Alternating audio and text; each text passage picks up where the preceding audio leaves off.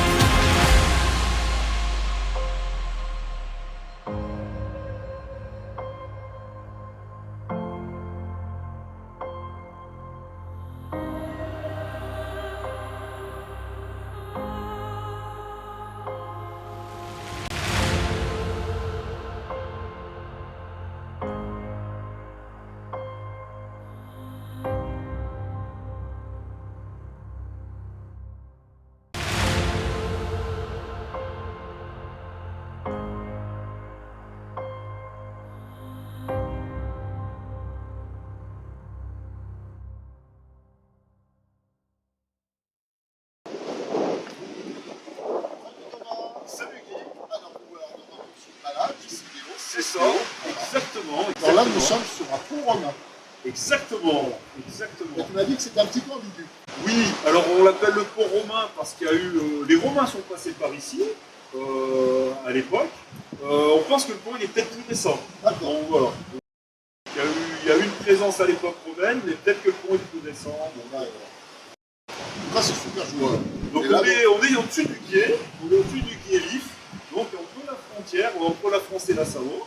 Donc derrière, c'est l'ancien royaume de France, là c'est l'ancien duché de Savoie. Donc Voilà. il y a deux départements, Isère et Savoie. bien, bien. Voilà. Et là on va faire donc ce qu'ils appellent la Voissarde. Mais Voilà. bon, là on va vous expliquer. Moi ça me plaît pas que ça s'appelle la Voissarde, je vais expliquer après pourquoi. Voilà. Je trouve que c'est anachronique.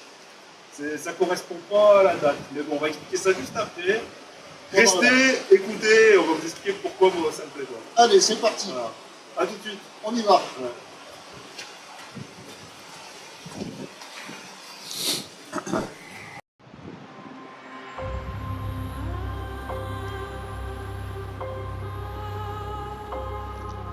L'eau, parce que l'eau elle est limpide.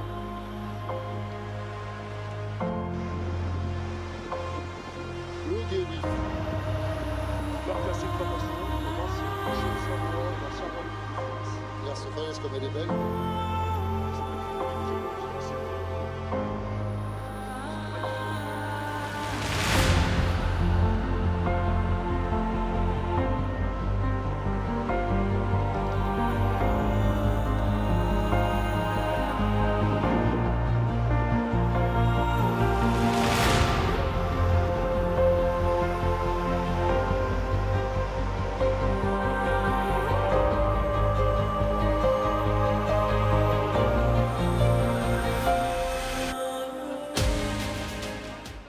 Bon Thomas, là on va attaquer la voie de Savoie. La voie de Savoie, et non Voissarde. Voilà.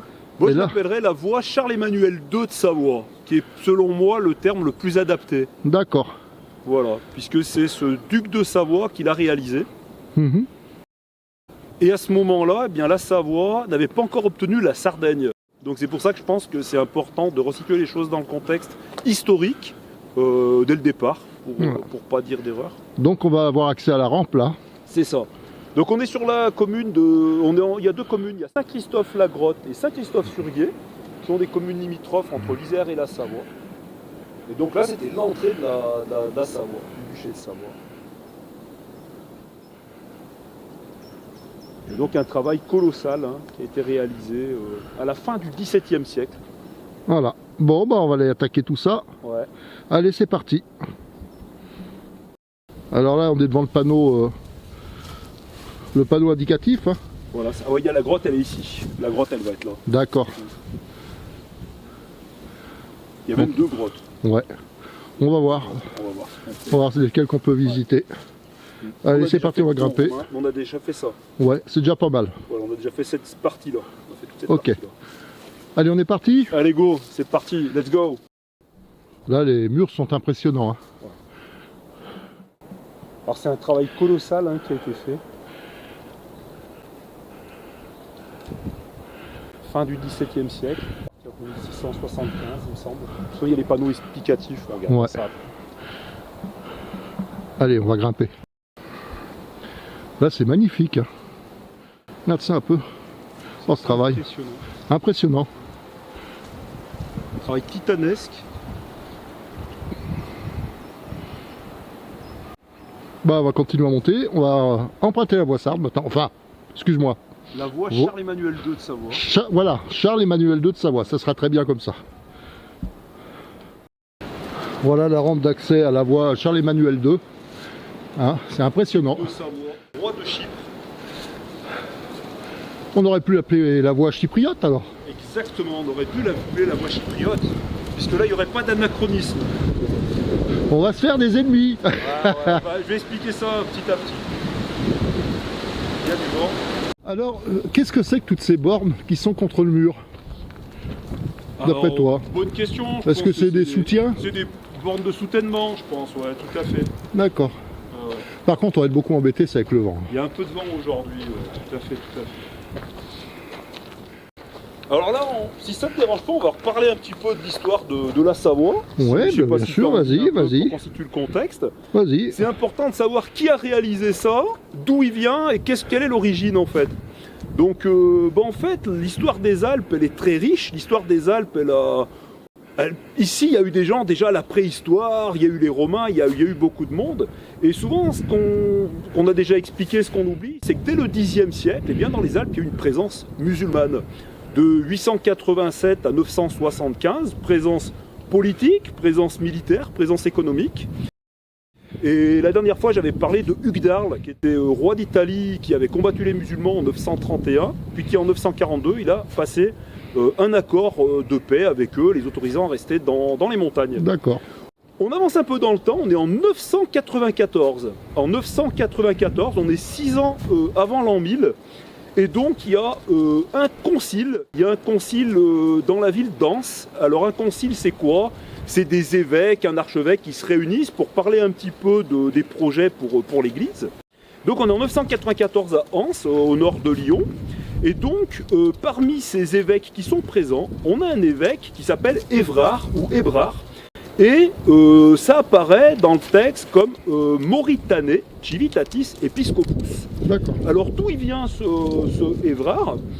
Ça veut dire, texto, ça veut dire évêque de la ville de Mauritanie ou de Mauritania. Donc il est d'une région qui s'appelle Mauritanie. Alors, à l'époque, la Mauritanie, aujourd'hui on sait que c'est un grand pays entre le Maroc, entre le Mali, entre le Sénégal. À l'époque, la Mauritanie, c'était une région qui s'étendait entre l'Algérie et le Maroc, du temps des Romains. Et donc, mais cet évêque, il n'est pas de cette région-là. Il n'est pas de cette région-là. Cet évêque, il est d'une région des Alpes. Et Mauritanie, c'était quoi? Et ben, c'est ce qui va être la Maurienne. La Maurienne.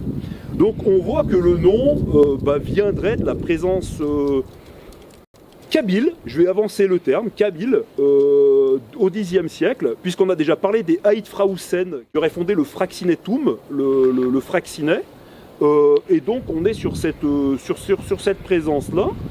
Et donc Mauritanie, alors pourquoi Kabyle? Parce qu'en fait la Mauritanie traditionnelle césarienne, elle démarre à l'ouest de la ville de Constantine en Algérie. Et donc tout ce qui est à l'ouest, jusqu'en direction du Maroc.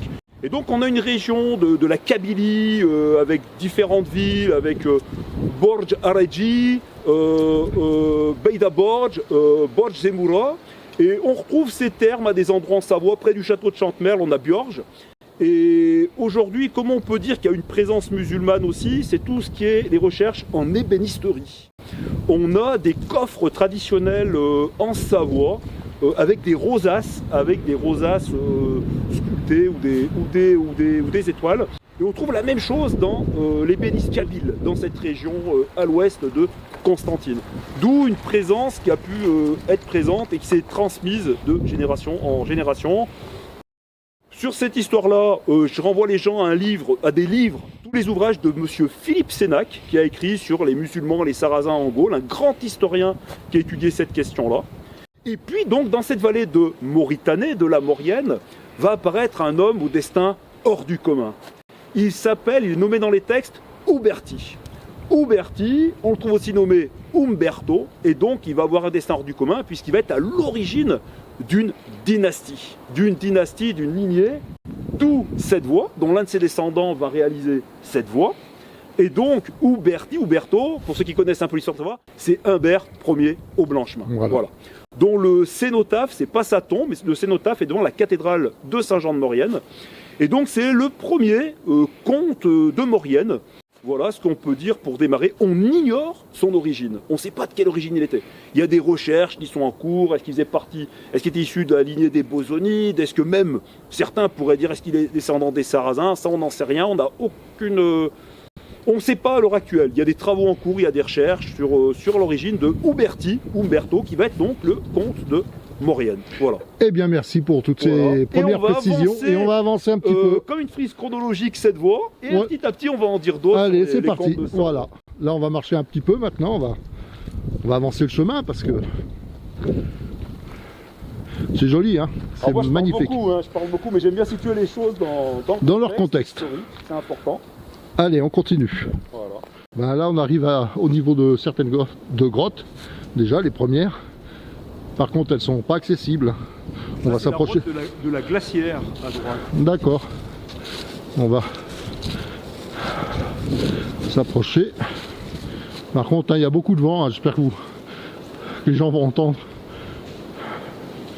Grotte de la glacière.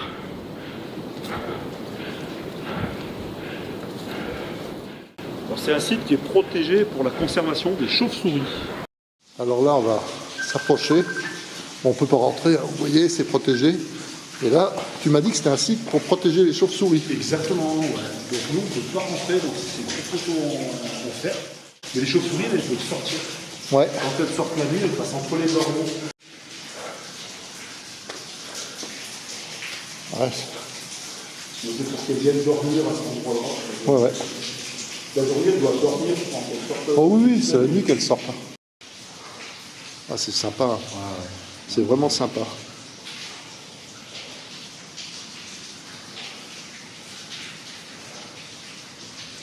Bon, bah, allez continuer. Hein. Allez.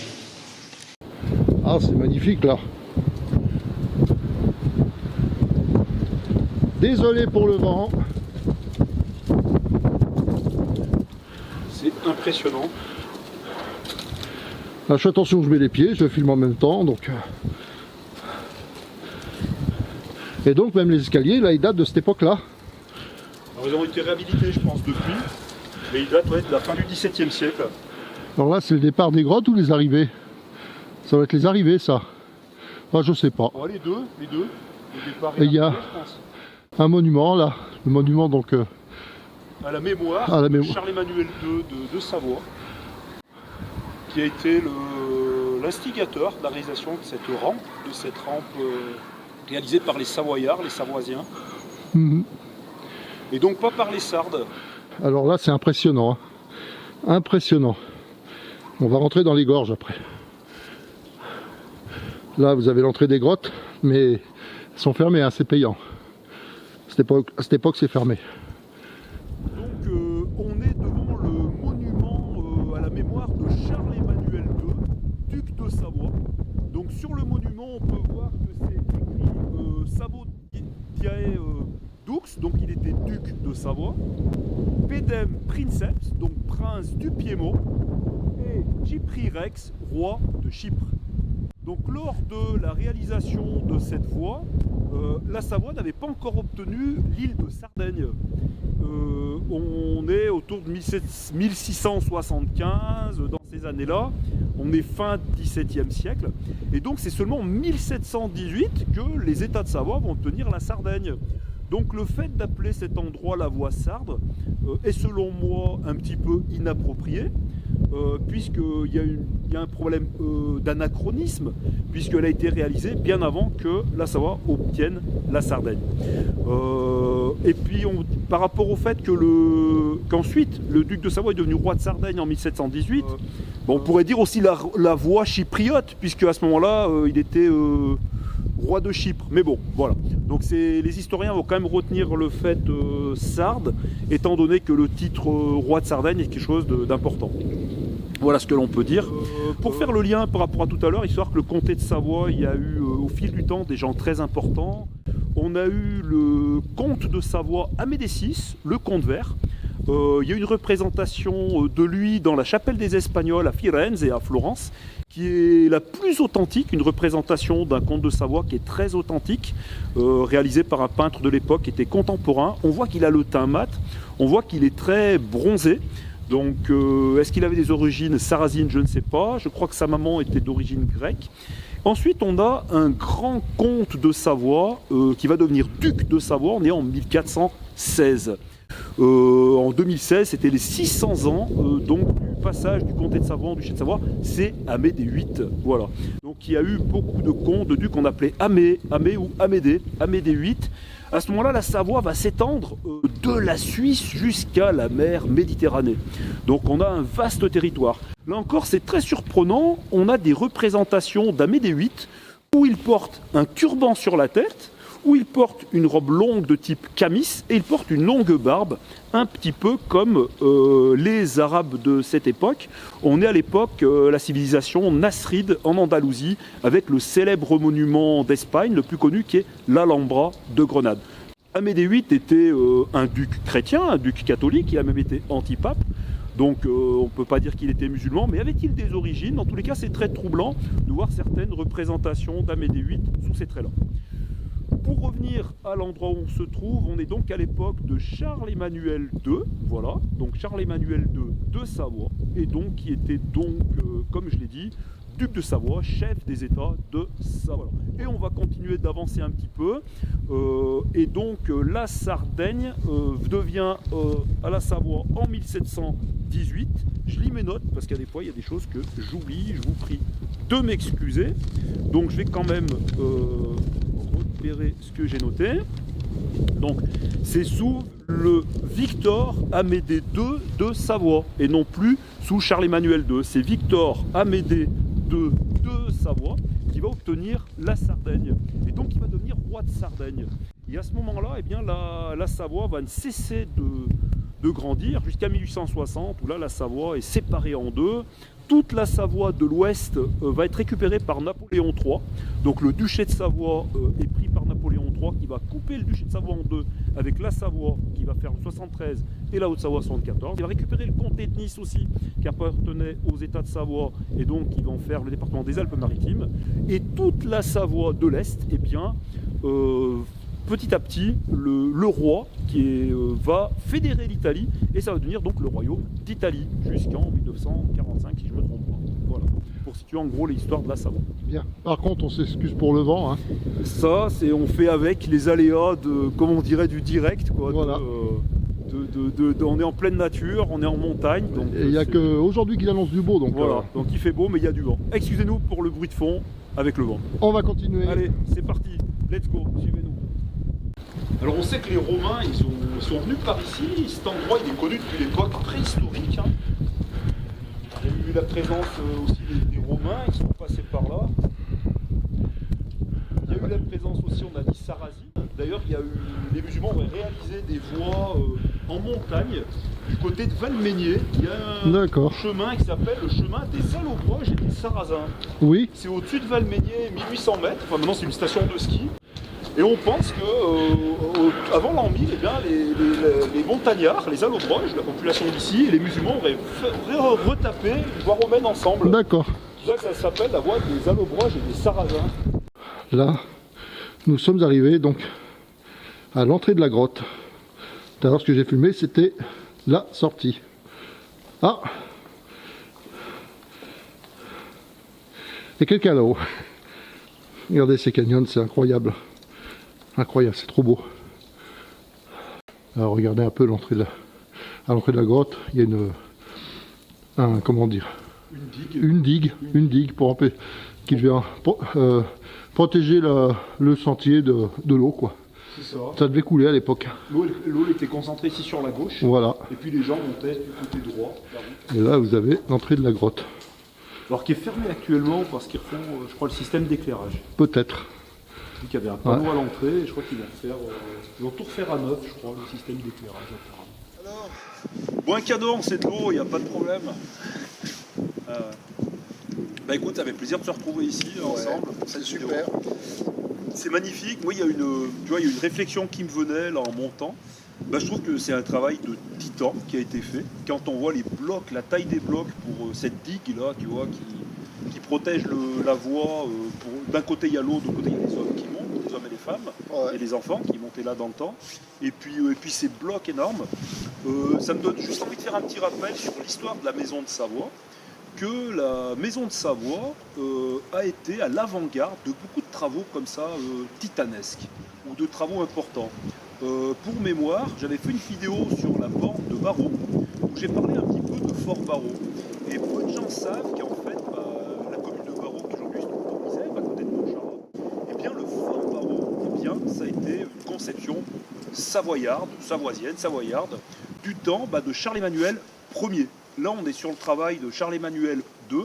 Et Charles-Emmanuel Ier de Savoie, eh bien, fin XVIe siècle, donc en gros 100 ans avant la voie Charles-Emmanuel II, son ancêtre, Charles-Emmanuel Ier de Savoie, il a fait réaliser par un architecte piémontais qui s'appelle Ercole Negro l'impressionnant fort Barreau. Alors un fort construit en étoile, comme ça, avec des triangles de défense.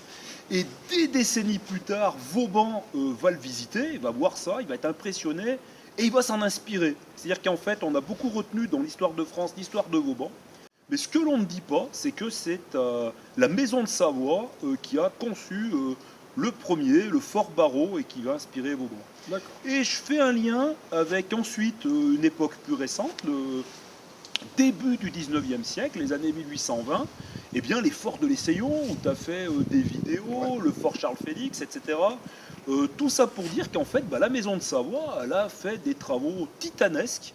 Fort Barreau, fin XVIe siècle, la voie de Savoie, fin XVIIe, et puis début XIXe, la barrière de l'Essaillon, on a fait des vidéos là-bas, je crois. Ouais. Bon, là, Thomas, il y a un sentier préhistorique. Enfin, ça, un site préhistorique. Mais par contre, il est fermé à cette époque. Jusqu'au 28 mars, arrêté préfectoral, arrêté municipal, interdit d'y aller parce que c'est trop dangereux. Donc je crois que c'est là-haut qu'il y avait une grande grotte que... Une grotte, je pense. Ouais. Mais bon, on ne pourra pas y aller. Ce coup-ci, non. Faut attendre le printemps.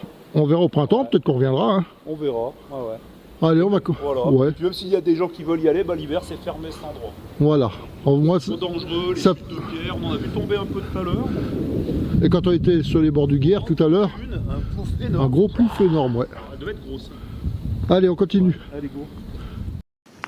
C'est quand même un sacré ouvrage. Hein. Et dire que ça date de l'époque romaine. Non, pas la voie, je veux dire. Si, puisque... il se pose la question si ça n'a pas été fait... Si les Romains n'ont pas déjà fait quelque chose, au départ. Parce que ça ressemble bien à une voie romaine, en fait, quand on regarde. Ça a été repris après. Ils ont retracé sur le parcours de la voie romaine. Ça a été repris successivement par les générations d'hommes et de femmes.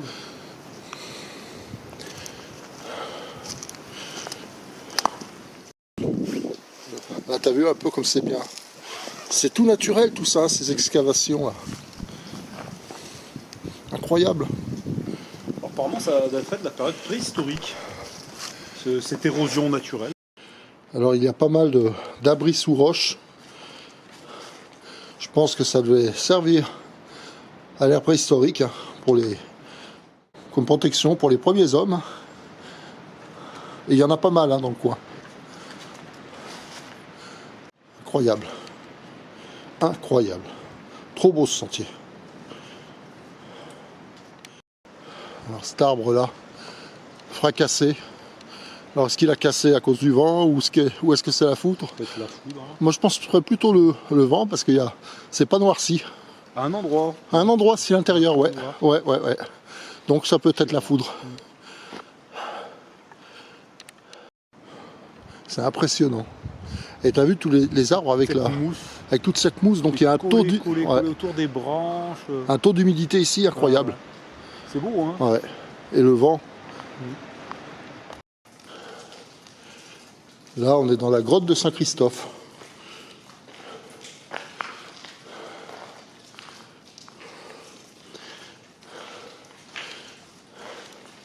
Alors c'est fermé actuellement parce qu'ils vont faire tout le système d'éclairage. Oui, c'est dommage parce que ça a l'air d'être super beau à l'intérieur.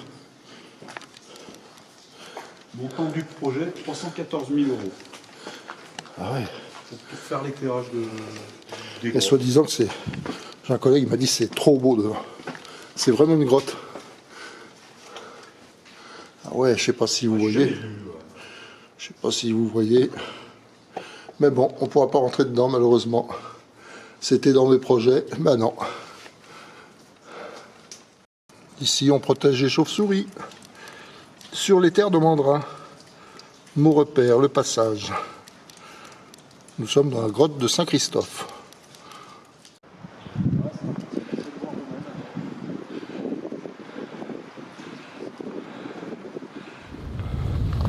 Bon, ben voilà Thomas, on a fini. Hein. Exactement. La vidéo va s'arrêter là. Ouais.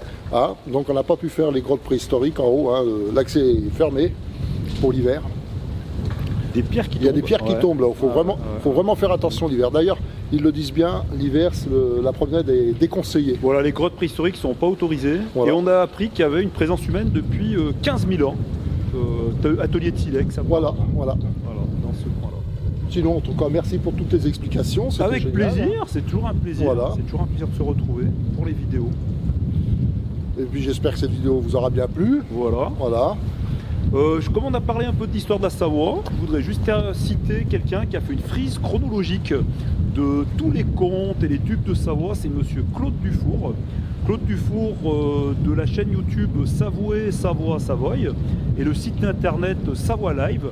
Et donc il a fait une frise chronologique qui reprend tous les comtes, les ducs de Savoie. Et donc il a une chaîne YouTube qui est super sympa où il explique aussi l'histoire de la Savoie avec des séquences. C'est très bien fait. C'est très bien fait. Alors désolé pour le vent, hein, mais on l'a eu toute la journée. Ouais. Voilà les amis, allez. À bientôt, prenez soin de vous. Ciao, ciao. J'espère que cette vidéo vous aura plu.